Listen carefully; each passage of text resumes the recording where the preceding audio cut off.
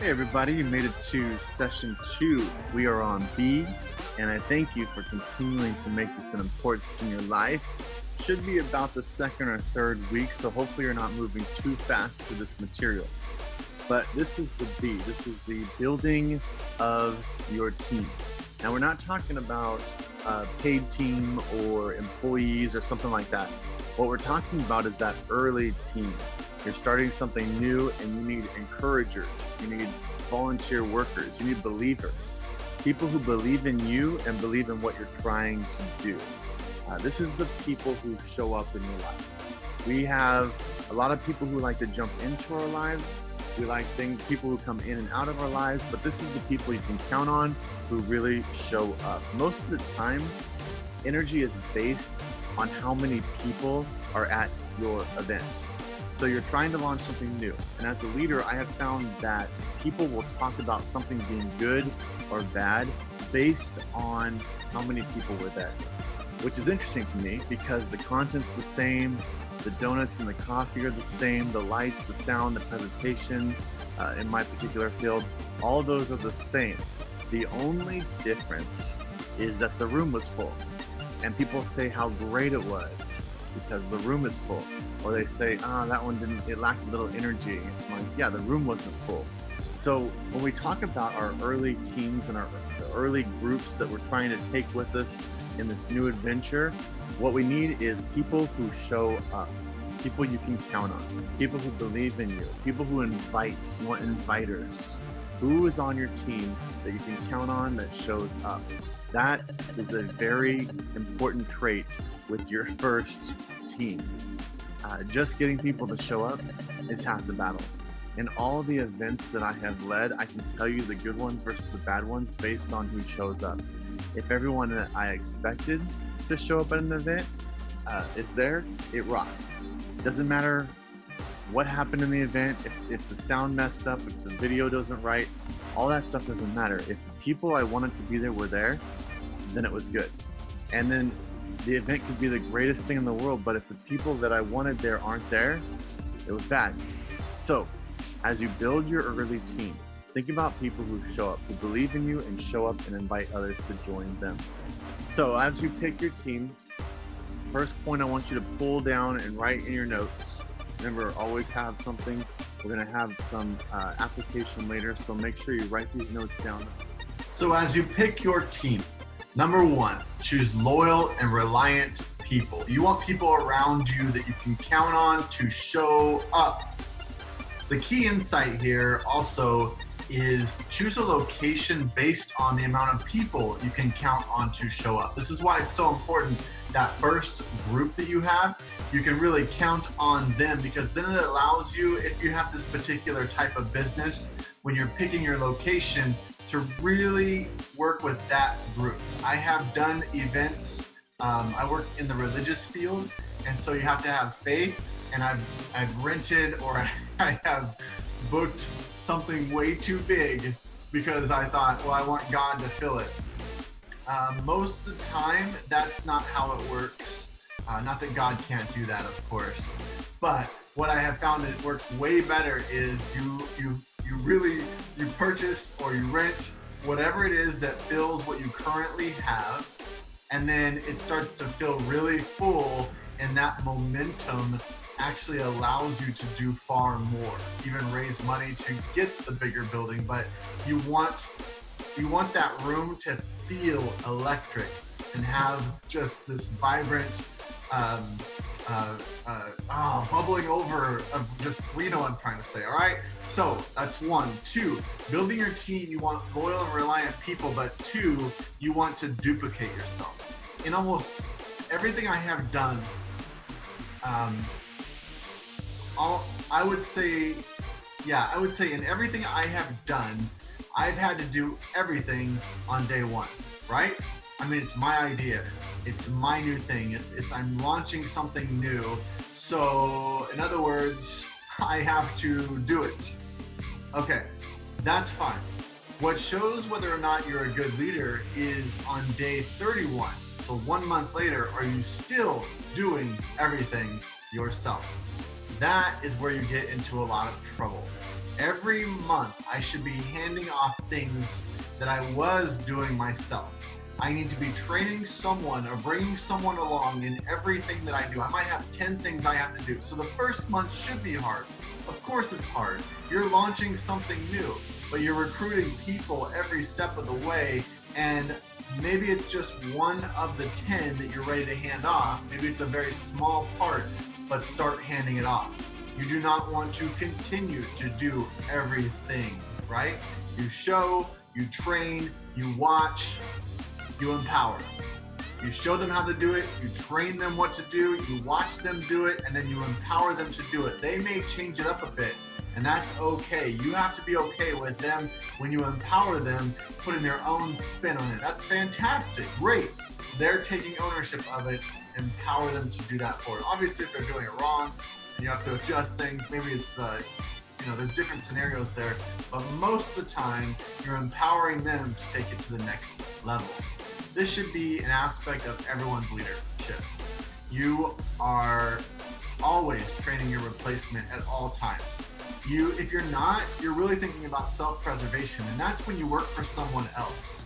And even when you work for someone else, in my experience, I have felt when I am in self-preservation mode, I'm not in the right business or organization or company. Whoever I work for, if it's about self-preservation, that's not where I want to be. And I have been in those kind of positions where I have felt like I needed to self-preserve. So I'm the only one that knows how to do what I do. I'm special and you need me.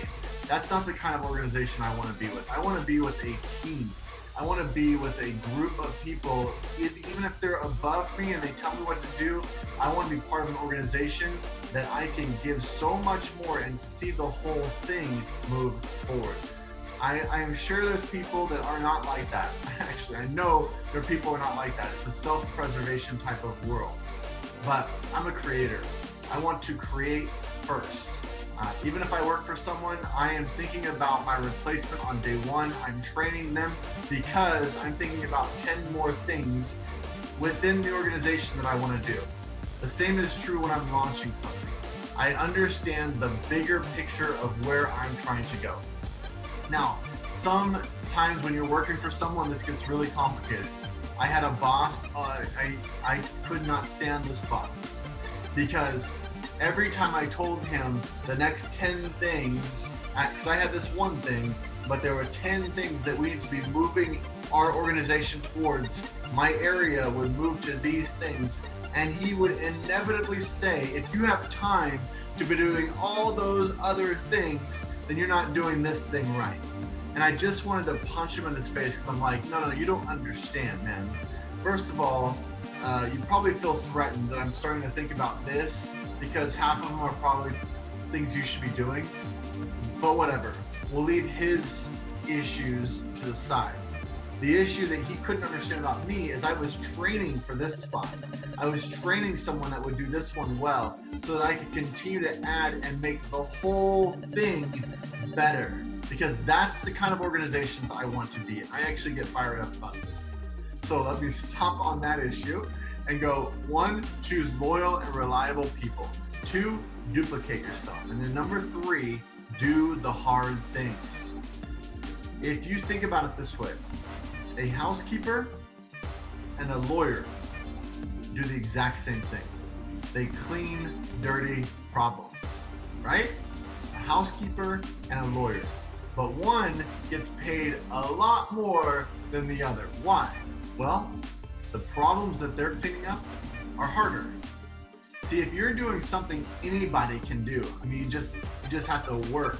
If you're willing to work, anybody can make money. If you're willing to work, you will succeed. I don't care if you're struggling right now. I don't care that you've been knocked down 2 or 3 times. If you're a worker, you will always succeed. But the harder the job, the harder it is. The things when you and I don't you say that differently because it's not necessarily harder. I want to say it like this. When you do the things that are harder in our world, like you tackle harder problems, that's when you make more money. Your value shoots up so far that people pay the lawyer way more than the housekeeper because anybody can be a housekeeper, let's be honest. Not everyone can be a lawyer. So are you willing to tackle hard things? Not to say you want to be a lawyer, but you get the point. I want to tackle issues that are hard in our world. I don't want to waste my time on stuff anybody can do. Look around at your world and figure out, what is everyone else avoiding? Not because it's a bad thing, but because it's difficult. What is everyone else avoiding? What's complicated? What's challenging? What has landmines all over it? And you're going to have to go for it and really navigate a new sector in our world. See, life is short. Be the type of leader that says, I want to take on the challenge. You might fail, but at least you took the big swing. You'll look back at your life and you'll be proud because you took the big swing. Be an innovator. Choose to win. Having said all that, final point here, point 4 is do the little things. When you build a team, you should probably know everyone's name. I mean, if you don't know everyone's name of who's on your team, that's just a normal thing. That's someone who's a moron should be able to do that, right? Be the leader who knows everyone's spouse's name, that knows everyone's kids' names. See, that's when you do the little things that you don't have to as the boss, but it makes a big difference. When you have your first location, depending on the type of thing you're launching, be the owner who picks up trash when no one's looking.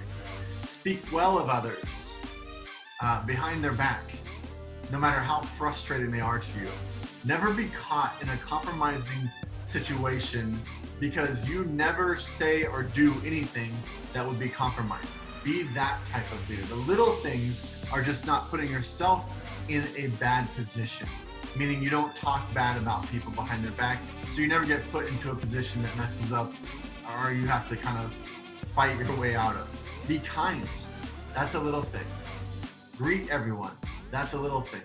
Go the extra mile when someone visits your organization. Again, depending on what you're doing. Show interest in a new person. Show them around your place. That's a little thing. Those are all things we might hand off to someone else. Do the little things.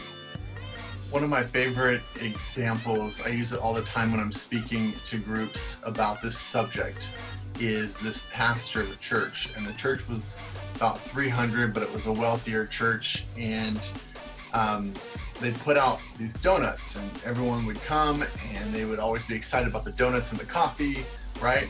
And so people would get the donuts. Well, one day, this homeless person comes onto the campus and starts taking multiple donuts. And an older lady comes over to the pastor and says, you know, are you gonna do something about this? Obviously he's not staying for the whole thing and he's taking multiple donuts. And the pastor says, absolutely, I will do something about this. And so he goes over and tells the homeless person, hey man, just so you know, we have much better donuts than these. And so he reaches under the table and he pulls out a whole dozen donuts of the finest donuts you can possibly imagine. It's probably just normal donuts, but anyway, hands him a whole box of donuts and says, hope you have a great day.